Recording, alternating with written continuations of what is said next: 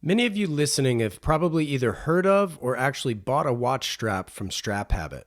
I first connected with Nick Lehner, the brand's one-man band, through Instagram and finally got some FaceTime at Windup this past fall. Since then, we've chatted more about business and growth strategy, only for me to then cut conversation short for reasons he's on the show today. Nick's one of the good ones, thoughtful, honest, and not least of which supportive, and I can't thank him enough for his time and his friendship. Like many of these, this conversation takes an unexpected but wonderful turn, and I'll leave that for you to soon discover. Please enjoy my conversation with Nick from Strap Habit. I'm your host, Wesley Smith, and you're listening to the Standard Age Podcast.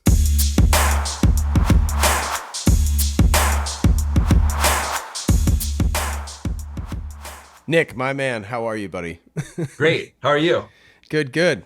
I really appreciate you doing this. I'm sure 95% of the people listening to this know who you are, or at least know Strap Habit, I would imagine. And if they don't, where are you located? Just so folks know. I'm in Ohio, just outside of Columbus. Okay. So Now, right in the center of the state. did you go to school there? No, I went to school in upstate New York in Rochester to RIT for Oh. engineering. And so after school, I moved here because I got a job here and have been here ever since. So you grew up in upstate. Yeah, outside of Albany. Okay, cool. So you are liking Ohio? I assume it's been 20 years or 15 plus. Yeah, 18. Okay. So you're right in there. Yeah, I think we're a similar age, Yeah. you and me. So, yeah, we like it. Sometimes days like this, I wish the weather was a little better here. But Columbus is a really cool city. There's a lot of stuff to do here and kind of centrally located. So we have fun here. Yeah, totally. Um, are you a big proponent of Abercrombie? I'm not personally. I had a friend who he doesn't work there anymore. He got laid off probably Bummer. around the pandemic timing. But yeah, I've known a handful of people that have worked there. Yeah. Yeah, I just know that they're going strong there in Columbus, Yeah. through whatever iteration they're in currently. But yeah, I wanted to get into the straps, of course, but honestly, you sell one that's called I guess it's called sailcloth. Hmm. Like, aside from nylon, like what exactly is sailcloth? It's kind of just that weave pattern of it, basically. That's kind of the term that people use to understand what that is going to feel like and that kind of material. So it's just that nylon weave, the way Okay. it's a little bit coarser of a weave. Hmm. So that's more the determining factor. It's not like a particular material or something. No, no. I mean, yeah, it's not actually from a sail from a ship that's removed or something like that. So Right. yeah. What was the strap you launched Strap Habit with? The first strap was the elastic strap, which is like a NATO style. You're not allowed to use that phrase actually, but I just so that people know what I'm talking about. That's the style of strap that it is. Where I think you were telling me this like the last time we chatted. Isn't NATO like a trademark or like Yeah, copywritten or something? yeah. Someone somehow claimed the trademark of that term. So when you're using it in reference to watch straps, it's a trademark term. All caps. I think so. Okay. Interesting. So was I mean, you said you went to school for engineering. What kind of engineering did you do? Mechanical engineering. Yeah, I'm from an automotive background. So worked in vehicle testing and have always been into cars for a really, really long time, which I think is probably one of the reasons that you and I get along so well. So yeah. Okay, so vehicle testing feels like a sweeping statement. Are you crashing them or are you looking at Not on a good day. No. Um, yeah, my background of work is in vehicle dynamics, so developing the stability control systems for Mm. cars. Oh, sweet. So do you work hand in hand with like electrical engineers now? Because a lot of stuff is so like electronic. Yeah, yeah. I'm on the vehicle dynamics side, but we do work with those guys a lot too because the cars, all the systems are so interconnected now. Right, right. What are some of the cars you've worked on? I probably, You can't say. yeah. Okay. Can you talk about your day job at all? Probably not too much. Okay. Yeah, fair, fair. No, no, no. Nope, it's all good. Yep. You work in cars. Sweet. Good to know. Yeah, yeah. That's cool, man. I do you miss Albany at all or like upstate New York or do you get back often? The city not so much. I mean, I miss being closer to family, and I miss I'm into snowboarding and mountain biking, so it was a great location. There was a lot of cool places you could drive to within a couple hours, which is a little bit tougher in Ohio. So that's one of the things that I miss. Sure. The weather in the winter here is not quite as severe as it was there, which is a nice thing, but it's still not great here. So yeah. What was the first car? Um, my first car was a Honda Civic. I've had a lot of Honda Civics as my daily driver. Interesting. Yeah, that's kind of always been. I had a VR6 Jetta in college, but otherwise I've always had a different form of Civic as my daily driver. You know, it's funny. I had a Jetta once upon a time. I had the 1.8 turbo. But then I got into the GTIs, which were, I guess they've all been 2.0s. I think I've had three GTIs.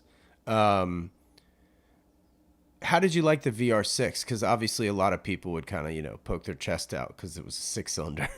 Yeah, I mean, it was cool. Mine was a Mark III, so they didn't have the 1.8 turbo at the Right. time, so that was kind of the hot one to have, and it sounded really cool too, Got which it. was fun. And then it wasn't very reliable of a car, which the plus side of that is kind of helped me to learn how to fix cars when I was in college by force, basically. And then I did all the suspension and modifications and stuff on it. So had a lot of fun with it and learned through doing that. So are you a sport sort of suspension, like the springs, or are you going coilovers, or like what are we talking about? On the Jetta, I just had Bill Stein's and H&R springs. I couldn't afford coilovers at the time. Yeah. Yeah, I just wanted to make it low and really stiff. It had a terrible ride actually looking back on it now, but in college I thought it was awesome. Yeah. Yeah, totally. What was the first mountain bike? Um, my first mountain bike in high school, I had a brand called Proflex, which was this they ended up getting bought out by K2, but it was this really funky front suspension. Instead of having telescoping forks, it had like a linkage system on the front, which again I thought was really cool at the time, and then kind of moved on to some more modern mountain bikes out after that, which worked a lot better, but it looked cool and I thought it was really cool at the time. It was fun. Yeah, that it rings a bell. I and now that you describe it, it like looked super mechanical, so maybe that's Yeah. why it like caught your eyes. Like, oh man, this thing's Yeah. actually like doing stuff. Yeah, I had a friend who had one of those bikes and I didn't know a lot better and thought it was really cool. So I found one that my parents helped me buy it and made me pay them back in installments when I was in high school, basically. So that's kind of how I got started mountain biking. Nice. What do you ride today? I have a stump jumper. Okay, so specialized. Yeah, yeah. So what was that like? Have you had a bunch in between, or have you been like kind of brand agnostic, or like have you found specialized and stuck with them? I had a stump jumper and then I had a Santa Cruz. My last bike was a Santa Cruz Tall Boy, and then I went back to the stump jumper. Just kind of seems to be the go-to standard trail Mm, bike, I guess. So yeah, worked pretty well. And then they had really good pricing on them last year. So sure. Do you have a particular color that you always gravitate towards? no, usually I kind of try to like with mountain bikes, usually you pick your trim level and then there's only one or two color options. So, That's true. but this one, the model that I wanted is a mint green color, which I think looks pretty awesome actually. So it worked out. It was one of the maybe selling points of that one. I always like the Yeti, like that teal that Yeti uses. Yeah, yeah. It's It a little just it's lighter than that. It's kind of like almost Bianchi Celeste color, I would say, but right, right, right. Yeah, yeah, yeah. the one Well, that I have. well, and what's cool about that is that like it's a lot like cars in that way, where like brighter colors just photograph better. You know, Yeah. like if it's all black, like I mean, there's something to be said for that, especially like on a road bike. But like an all black mountain bike, it just for whatever reason bores me to tears.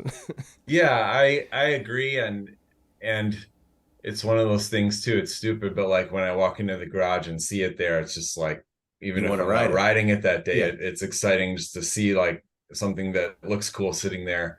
totally.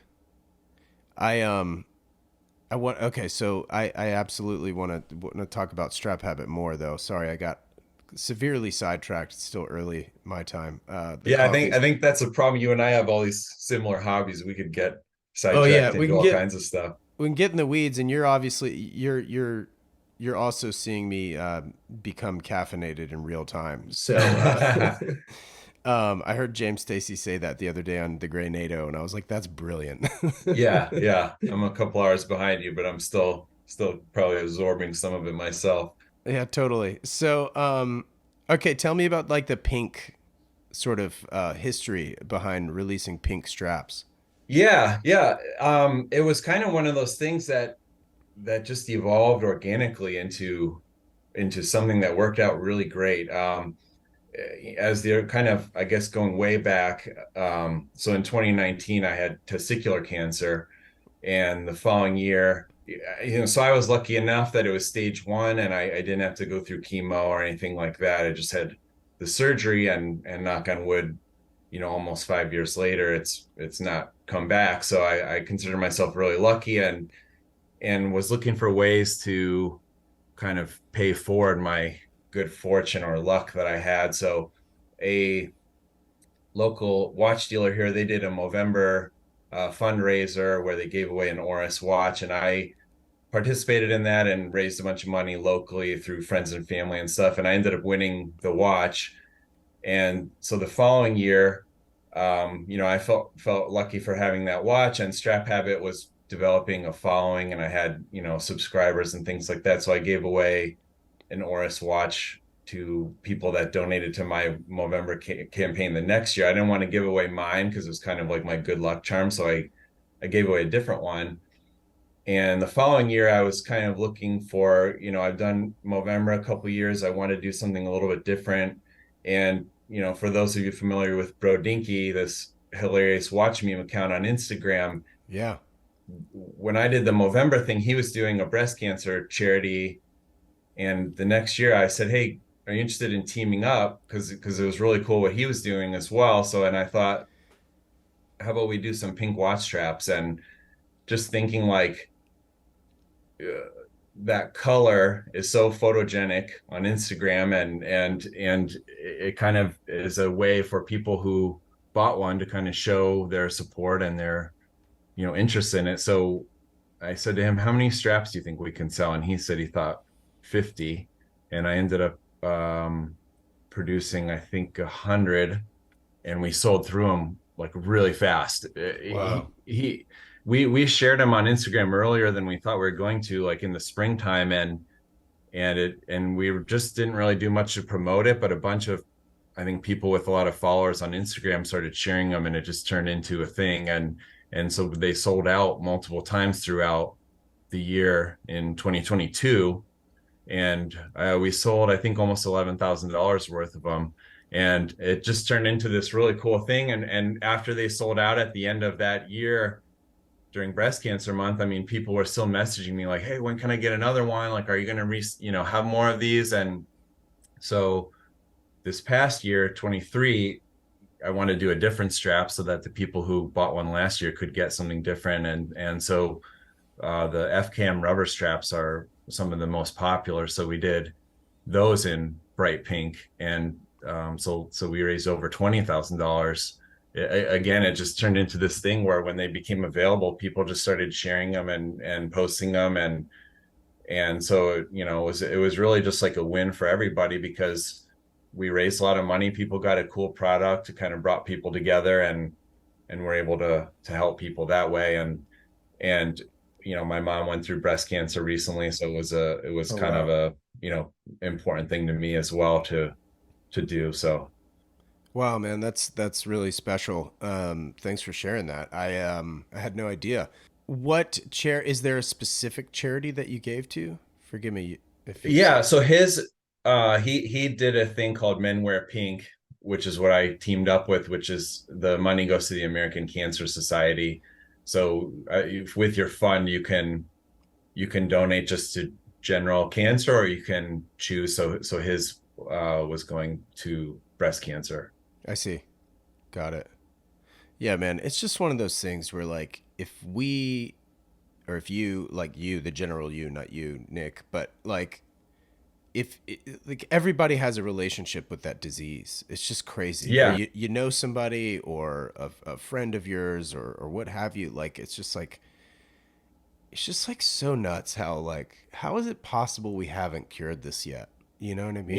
yeah. I totally agree with you. And one of the reasons also that I like to support cancer charities is it's kind of it affects everyone regardless of your Exactly. demographic, or and it's something that other than maybe some of your lifestyle choices, like people can get it. You can be the healthiest person and still get it, and really there's nothing you can do about it. So I like that it kind of helps kind of everybody, whether it's your mother or sister or wife or what have you. So If you don't mind me asking, like how did you deal with that? Like how did you deal with the news? Like how'd you handle it?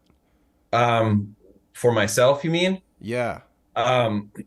It honestly happened so quickly that I didn't have a lot of time to even really develop thoughts. So I believed that I had a hernia, Mm-hmm.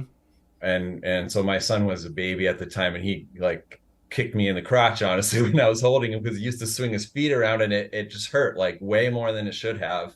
Okay. So I was just, you go on Google and you become a doctor by 5 minutes of searching on Google, and decided I had the symptoms of a hernia. I have a hernia. So I went to a hernia doctor, and he said, I don't think this is a hernia. And so they sent me to do a ultrasound. And before they had called me with the results of the ultrasound, the surgery center had already called me and scheduled a surgery. And they're like, hey, you're coming in Thursday to get surgery. And I was like, what surgery? I was freaking out. Wow. So it was on, I think, a Friday, and we hadn't gotten the results back by Friday night, and didn't want to go the whole weekend without knowing. So my wife somehow figured out how to get in touch with the doctor like late at night on Friday, and he told us. Um so the surgery happened like really quickly after that, and then basically what they do after that, they can measure in your blood. They're called tumor markers in your blood, and so those were obviously elevated, and it takes a number of weeks for that. If the cancer is gone, it takes a number of weeks for those to return back to normal. So they give me a test every couple of weeks, and we could see the levels going down back to normal eventually. And then you go through a period of just getting CT scans and x-rays and blood tests every couple months, just to make sure that some trace of it hadn't already spread. um, is how it normally works. So luckily in my case it was stage 1, and even if it had spread, testicular cancer is one of the less bad ones to get, I guess. Like Lance Armstrong was stage 4 and had spread around his whole body by the time they had discovered it on him, and he's still alive, but not everyone's so lucky. But it's one of the easier ones to treat, at least. Right. Yeah, for sure. I mean, I think with breast cancer as well, when you catch it early enough, you know. Yeah, Um, and well, that was man. Well, luckily the thanks. case for my mom too. So It was. yeah. Oh, So okay. she Good. did have to go through quite a bit of chemo, but it was stage 1, and as far as we know, hasn't spread, and so she's mostly recovered now. So Wonderful, man. Good. Yeah, I really appreciate you sharing. That's like it's honestly something that's never really come up on the show before, and especially so directly with a guest. So, yeah, yeah, thanks for talking about it. I it's kind of a strange thing to talk about sometimes, but when when I was raising money for Movember, it kind of caused me to share my story with, my friends and family on Facebook. And I actually had a number of friends who reached out who either had gone through a similar thing and hadn't really ever talked to anyone about it, or I had a couple friends who had a scare that turned out not to be anything, or one friend that did have, so you kind of can talk through people your experience at least, which I find is helpful, to share these things, and hopefully, if anyone listening gets themselves checked out, if they, feel anything that feels off, it's definitely something to do. Yeah, for sure. Yeah, 100%. Um, yeah, I just think talking about a lot of stuff. I mean, honestly, not that people have ridiculed me for this, but they've kind of like laughed about how like some of these episodes end up sounding like a psychiatrist's office or something, you know. But like, and I almost take it as a compliment because that I feel like if I could speak for myself anyway, like I don't do the majority of the talking here, but I definitely feel like offloading things like this off of your brain, not internalizing and things like that, like it helps me out a bunch in my personal life. So like if it even helps 1% for some people, like it's better than nothing, you know. Yeah, no, I totally agree. And which is kind of why I've tried to, share my story out there. And, to your other note too, I mean, that's one of the reasons why I love listening to the Standard Age podcast. I mean, some of the Oh, guests that you've had on, I've heard them on a couple other podcasts before, and I kind of already know who they are and know their story. mm. So I enjoy hearing maybe what you haven't heard about that person, or a little bit more personal thing. If it's someone that I already follow and want to listen to, I enjoy hearing that stuff.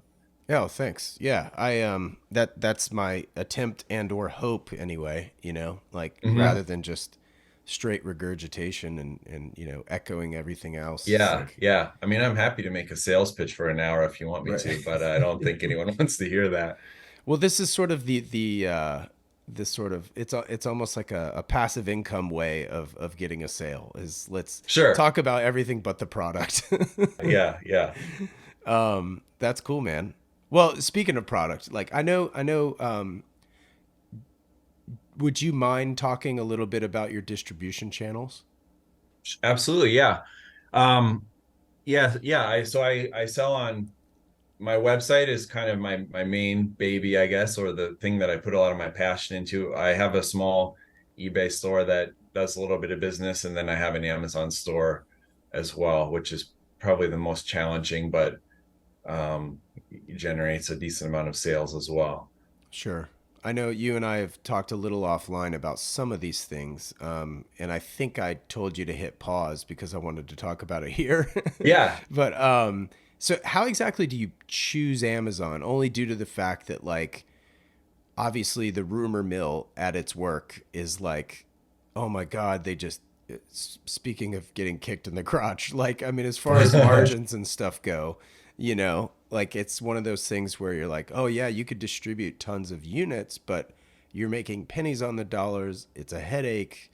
Again, this is all hearsay, perhaps. So, what can you say about your experience using Amazon? You said it was Yeah, tough. yeah. What you said, I mean, pretty much hit the nail on the head. And I think there are certain products that are really, you know, more optimized for Amazon, and some that are not. And it was one of those things that it took me a really long time to even there's for certain products there's a whole even approval process to even be approved to sell on there. And Really? because I'm in the watch category, it's very controlled because of they don't want people selling counterfeit watches on there. And Amazon is really set up for the customer to have a good experience more than the seller. Sure.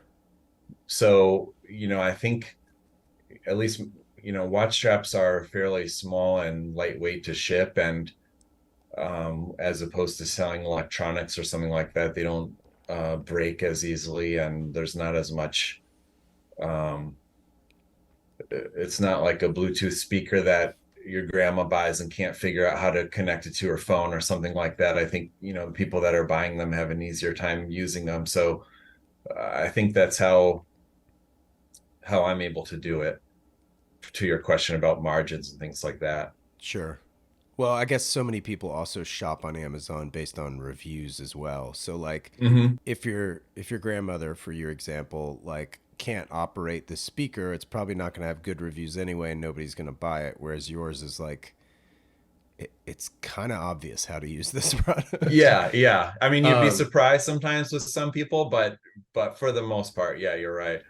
well, how do you handle fulfillment then? Because like eBay is a different beast for inventory tracking as well as Amazon and et cetera. Yeah, yeah. Inventory tracking has been a big struggle for me to find a software that works well for that. For Amazon, they do the majority of my fulfillment for me, which is more expensive, but just time-wise, it's a lot easier to manage. And I think they also bump up those listings more. Mm, So so they do the fulfillment, but then I do all the fulfillment for the website and eBay orders. I see. Would you mind sharing like what fulfillment costs in that sense? Um, yeah, well, for like sales on the website, there's a transaction fee, obviously, that I'm sure is similar to what you have, and then the shipping is fairly inexpensive. Shipping in the US is usually around like $4 if it's one watch strap, Right. just because it's small and light. And Amazon is a bit more expensive, and they have um, referral fees that they charge you and things like that. And then so the fees are definitely higher on there. Mm-hmm. But like, do they charge you like a percentage of the unit being sold, or is it Yeah, based on how many units they're actually holding in their inventory type of thing? all of the above. Yeah, I typically don't get charged a lot of storage fees. That's more for if you have either larger products or things that are being there for a long time, that's when you start getting nailed with fees. They charge it by the volume that the product takes up. So Sure. luckily a watch strap in a small bag is not so bad. Um, so they have those fees, and then they charge you a fee that's a percentage of the sale price, as eBay does as well. And then if they fulfill the order, their fulfillment cost, if it's a sale through Amazon, is similar to what it costs me to mail one, luckily. Mm-hmm. Okay. You and I, like, I think this is where I said hit pause in a previous conversation because you started to sort of go down a road that you labeled algorithmic based scalability. So what can you tell us about that? Yeah, it's kind of similar to almost to I think what it might be like to have a YouTube channel or something like that, where it's like putting energy into a flywheel almost. So the more customers that buy the product, the better it does, and it kind of adds energy to it. So they're when you search on Amazon for something, they're trying to show the customer the thing that they're most likely to buy. So if someone types in the word watch strap, their algorithm is trying to figure out what's the thing that's going to sell the most and convert the most, and they're putting those things at the top. So Sure. it's all about kind of keeping that energy going and having products kind of climb their way up that ranking, I guess. And then there's all kinds of strategies that people do of pumping money into ads to build that up, and it all depends on kind of what your margins are and how competitive your landscape is of what you're trying to sell. Mm-hmm. Yeah. You and me selling on a website on Google, if you're focusing on like trying to get traffic through Google, it's more about optimizing your website for SEO and things like that. And if you run Google ads, it doesn't necessarily have that effect of there's no ranking on Google that you're building up. So it's more just competing against the other similar keywords and things like that. So it's kind of a different strategy. And of course, there's all kinds of Amazon gurus out there who will tell you that you pay me this money and I'll make you a millionaire tomorrow if you follow this 5 easy steps or whatever. But Sure. the reality is not always like that. Right. Yeah. I think the $100 course is not for me. Sure. Yeah. Yeah. Where did you learn about a lot of this stuff? Is it speaking of courses and such? Well, so how I kind of got started out was just in general with the business, I guess. I had a few friends who started e-commerce businesses in really different space, and like my one really close friend, not in like a bragging way, but just in a way that he was excited and happy, was kind of showing me like his business. He'd send me a screenshot of like how much it grew and how he was doing, and he was just really excited about it. And I also like the idea, having worked for a large company for most of my life, I kind of like the idea of having more control over um my income and kind of my output. Whereas like if you work for a large company, you can work really hard and do a great job, and you might get a raise or a promotion, and you might not this year if someone else needs one. Whereas I like being in control and kind of seeing that quick result. So I had a friend who kind of helped me figure out how to get started, and I just said, let me just try this. I think it'll be really cool. And I wanted to start a business of something that I was interested in and passionate about. And I'm really into watches, and I was always changing my watch straps out and trying to personalize my watches and things like that, which is where the name Strap Habit came from. And it was just kind of how I got started. So rambling back to your original question, I just kind of started doing stuff and just learning on the way. So like I Mm, said, my friend told me some basics of how to get started, and then I've just, you probably know this yourself really well. You try something, you have a failure, you can't figure it out, and so, let me keep going and keep trying something until I figure it out, and then it's on to the next challenge. So it's just between Amazon and the website, and finding the right products and manufacturers, it's just all been, that along the way. sure. I it's interesting. How much advertising do you do, if any?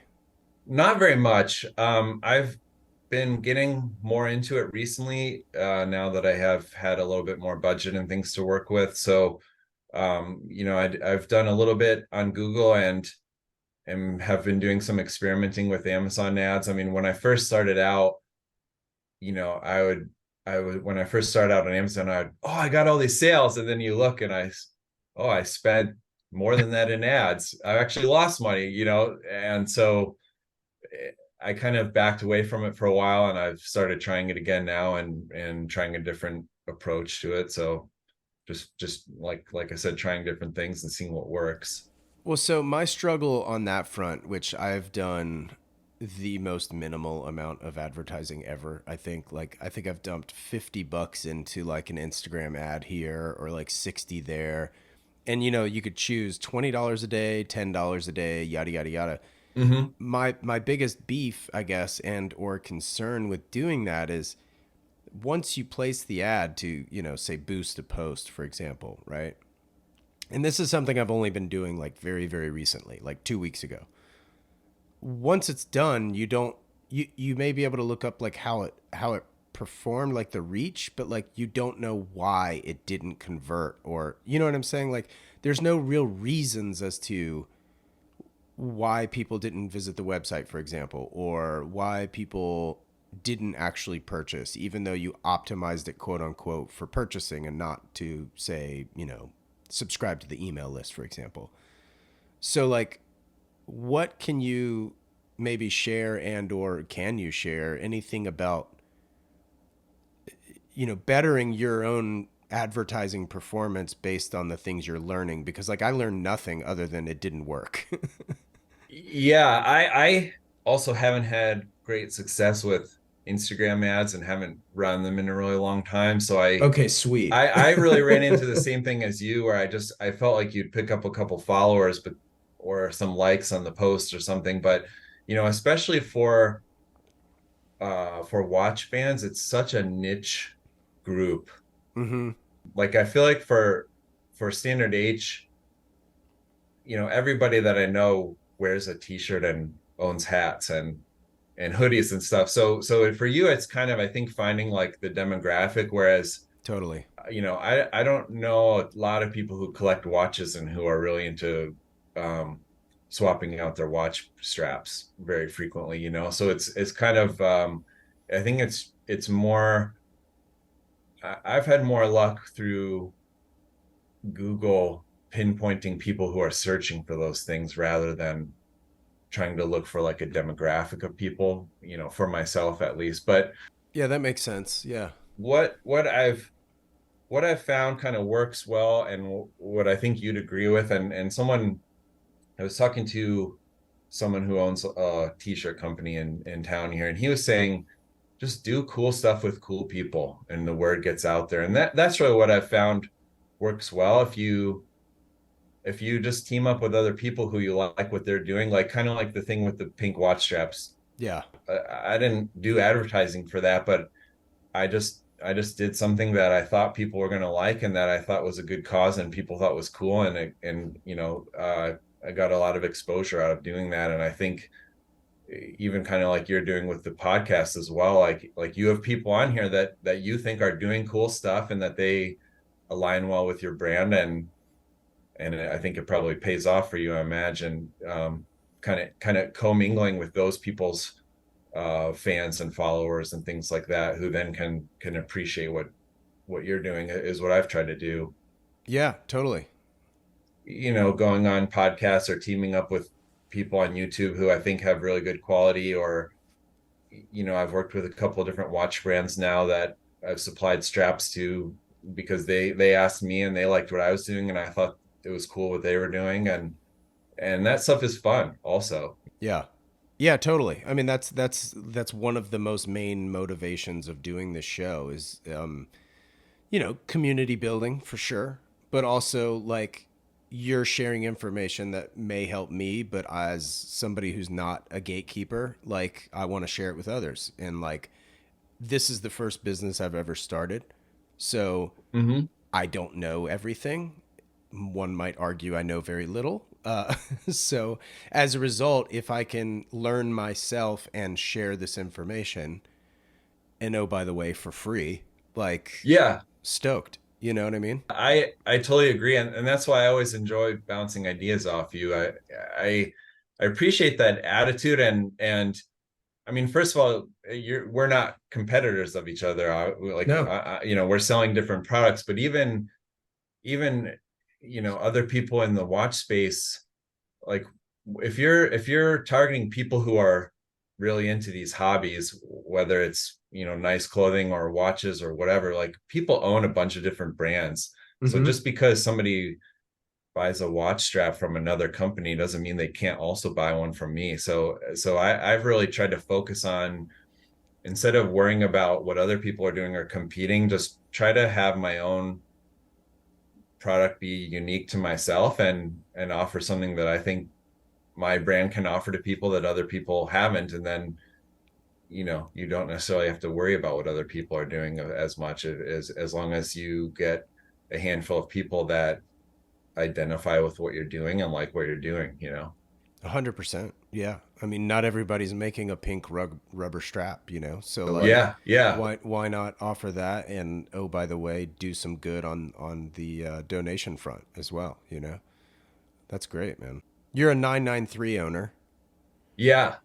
I want to talk about this car because walk me through this acquisition. Cuz when did you get it again? Yeah, well, that's funny because you and I were talking recently about being self-conscious about kind of sharing your car information and things like that with people. But so I Yes. will say I've had this car for almost 10 years.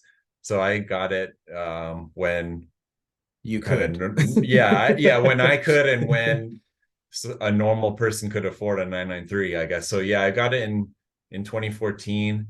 um I had an M3 before that, an E36 M3, and I loved that Sweet. car, but um had become less excited about it, and I just wanted something different, and I've always loved Porsches. Um it's funny because through my job for a while I got to drive some really fast kind of exotic cars, and I wanted to buy something really fast. So I was looking at Z06s and I almost bought a Z06, and then the seller backed out on the deal. He was selling the car to send his kid to community college, or he'd send his kid to college. And then he told me, oh, I'm not going to sell the car. I'm going to send my kid to community college. I can't sell this car, which was kind of funny. Oh my God. It's funny because I wasn't for some reason feeling excited about that car. And then my friend was looking for a 964, and I ended up checking out a local one for him, and I drove that car and I just fell in love. So basically I started searching for either a 964 or a 993. And for anyone who's tried to buy an older Porsche, they're hard to find. It's hard to find the right thing. A lot of them are basket cases. So I was searching for either car whenever I found the right car. So this 993 was on Ren list, and it was in Arizona. So I negotiated the guy.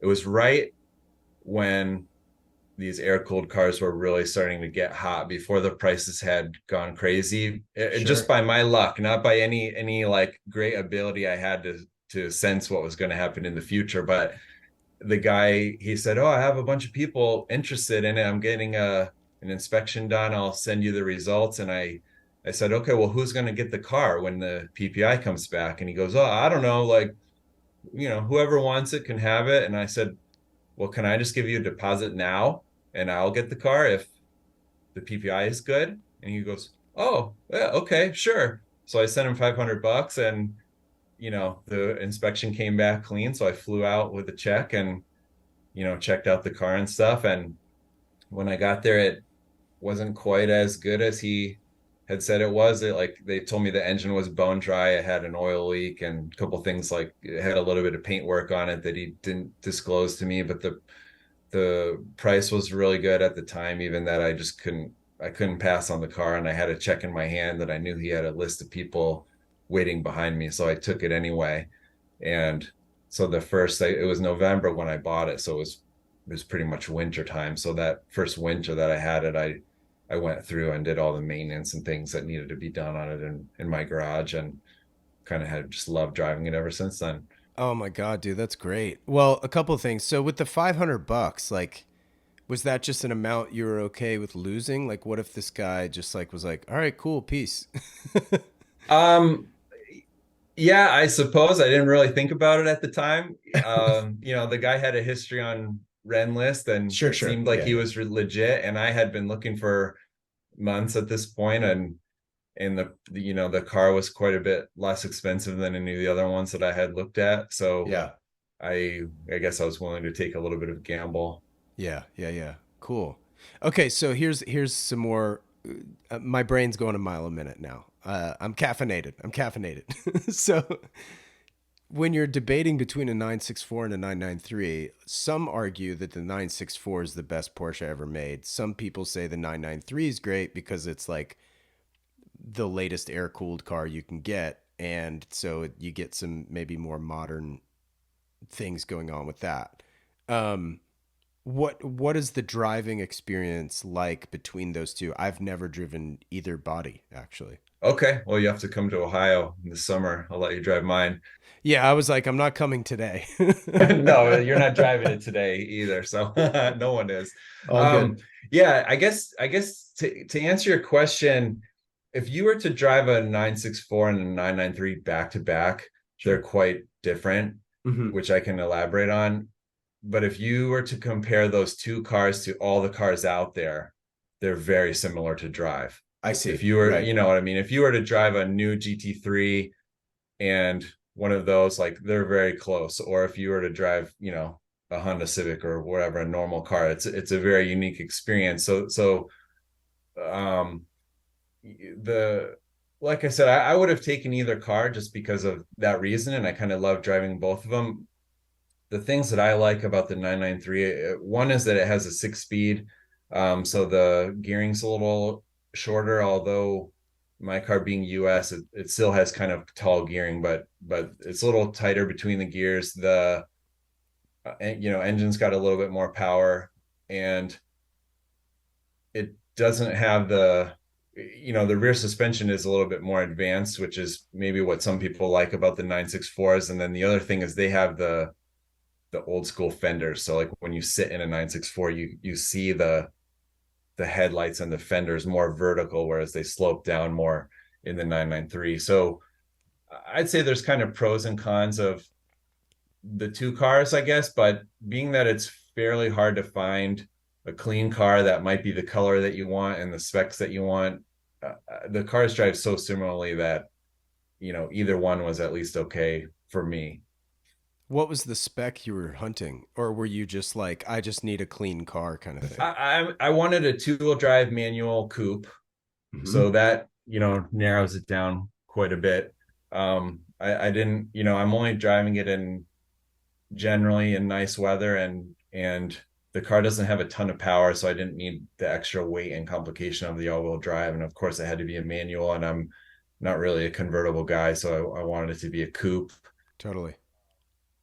I wasn't super picky on the color. The car that I have is Guards Red, which at the time wasn't a color that I wasn't really into red cars, but now I have it. I actually love it being Guards Red. It's just like such a cool shade of red, and then it has a black interior, which was my preference. So I was really just kind of searching around every day on all the different websites until I found the right thing. So, I test drove a 964 and almost bought that car, but the price at the time the guy wanted was too high, which was a price that today people would be fighting each other over. Right. But um, you know, What was the negotiation tactic given the price was higher than maybe say you wanted?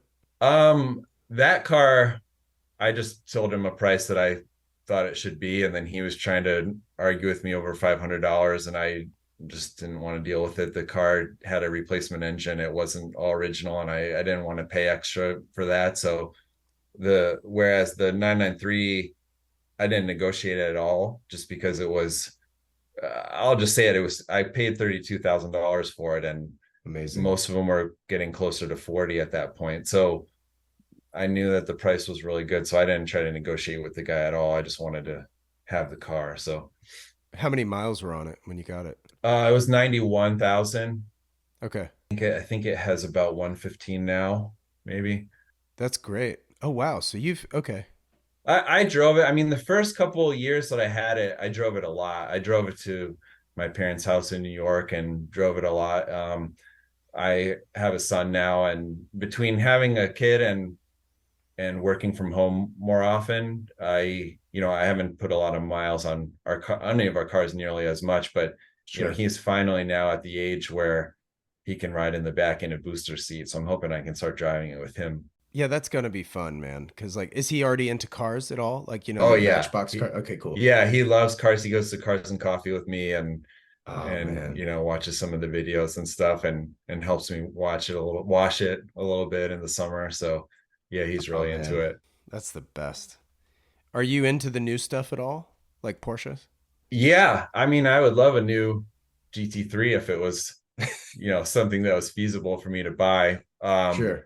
And then yeah, we were talking recently, earlier this month I got Civic Type R, so that's my daily driver now. So that is it's a new one, but I find it still very engaging and has a lot of that feel of older cars that I like. And he loves that thing too. He loves riding in it. So Cool, because that was actually my next question is that recent pickup.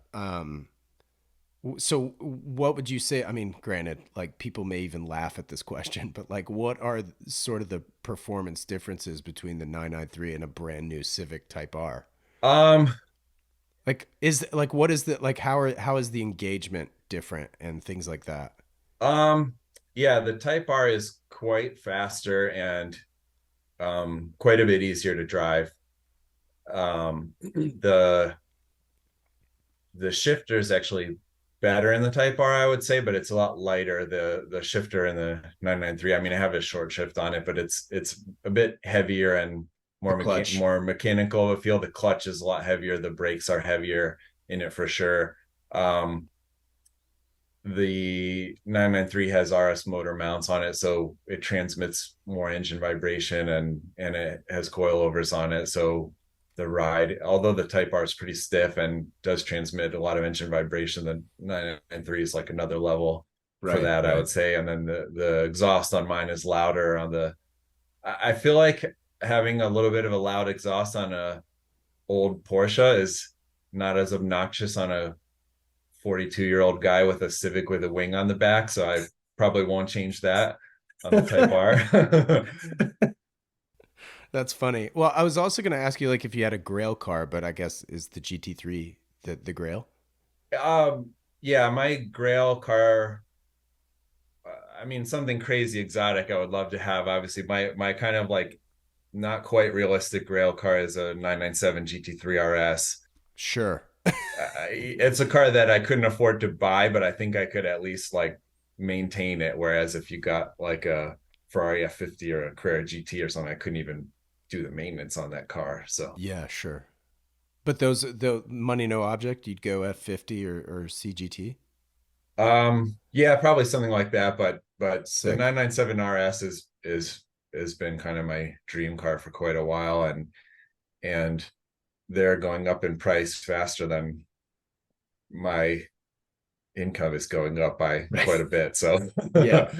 Well, so here's where it gets interesting because when I had William Messina on the show, he was like, "I'm a big fan of taking big swings." Basically, is like sell all of your watches that are less than 10 grand to buy one that's 60 grand, right? Like even if it's sure. like if it's a Grail, he's all about going for the Grails, the big stuff, right?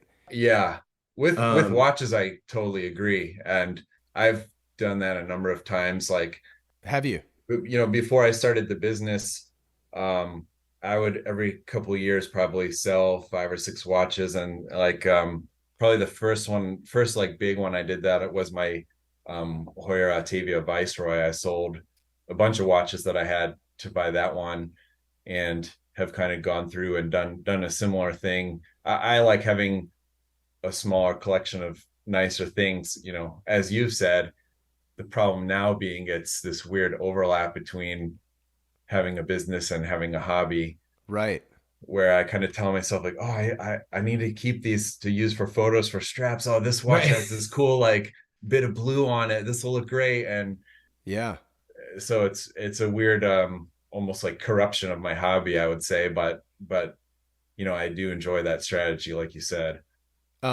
I guess I didn't even ask you what's on your wrist. You showed it to me. You just mentioned it. So what's the breakdown of the watch on your wrist and talk about the strap so I can interrupt Yeah, myself for a yeah. second. So it's a Hoyer Octavia Viceroy, which for anyone that's not familiar, if you Google Hoyer Viceroy, most likely this article will show up that Hodinkee did a bunch of years ago. But basically in the late 70s, Hoyer teamed up with Viceroy cigarettes, and so an Octavia I think was normally around $200 or something at the time, and if you smoked so many cartons of cigarettes and sent the barcode in, you could get this watch. I think it was like $88. And so the one that I got is one of those. It's an 1163V. So like next to where the reference number is on the case, there's a V. And then I think I showed it to you when we were at Wind Up this last fall. You did. Ad Yeah. Patina had the original ad from this watch. So of course I had to buy that from him, just to have it to go with the watch. It even has the little coupon like not cut out. Dude, I just thought we should totally put your ad into Photoshop and just like have it framed side by side, but instead say the only watch worth dying for. Yeah. or like you could have this watch if you only kill yourself. Like, Yeah. oh my god, that's crazy. Wow, the UPC symbol send in. Like I feel like I did that for something like cereal box or something to like send in to get a Yeah, some toy little when you're a toy kid. or something, probably. Oh Yeah, my I god. remember. I mean, when I was a kid, the car magazines always had the Marlboro. You could get like a Marlboro jacket or something, Right. in the car magazines. Yeah. Look like Schumacher. Yeah, yeah. That's great. Well, so okay, so back to the oh, so what's the strap? I forgot to Oh, so ask. I have it on a leather strap from my site. It's just a black with white stitching, which I think works really well with Looks really good. the black with the white subdials. The watch did actually come with the original beads of rice bracelet, so I kind of swap it back and forth. But Cool. usually I try to wear them on straps. Now, how many sizes I meant to ask earlier? Do you do multiple sizes of your straps, or do you do kind of like a unicorn sort of? Yeah, I do, and I've been, one of the things I talked earlier about finding those little niches and stuff, and I found myself there'd be watches I want to buy that had an odd lug size, and I would find myself like not wanting to buy it because, It's a pain in the butt. Yeah. either my own straps or I couldn't find straps that I like for it. So I've been trying to support those odd sizes more. Um, so all pretty much all of my straps I have 20 and 22 are kind of the standards, but I've been trying more and more to fill out the 19 and 21 millimeter, to give those options to people. Quite literally the odd sizes. Yeah, yeah, right.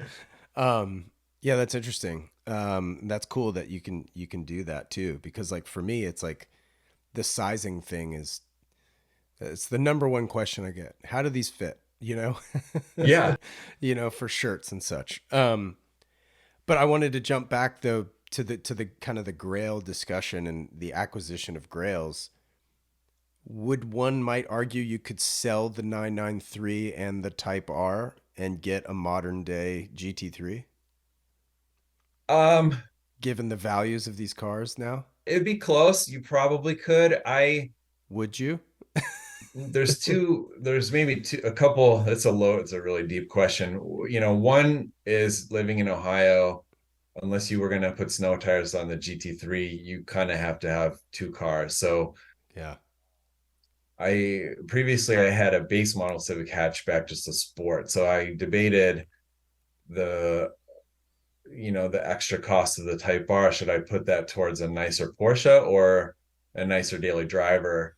And one is just, I don't know if I can ever bring myself to sell that 993. Yeah. And um I don't, as much as I love the GT3, I don't I it's such a different car. I don't know if I would love it more than the 993. And then the other nice thing about the Type R is I'm going to drive it every day. And so Hmm. you kind of get to have a fun car all the time when you're driving around. So Yeah. the plan right now is to probably keep these two cars forever unless something drastic changes. Sure. So you've never been like tempted to do, given you have the 993, go like SUV or truck or anything like that, given the weather? My wife's car is an SUV. Okay. So Sure. yeah, so we have that, and if we go out as a family, we usually take that car just because it's more comfortable. We have a Honda Pilot Trail Sport, Cool. which is this cool like bright blue color.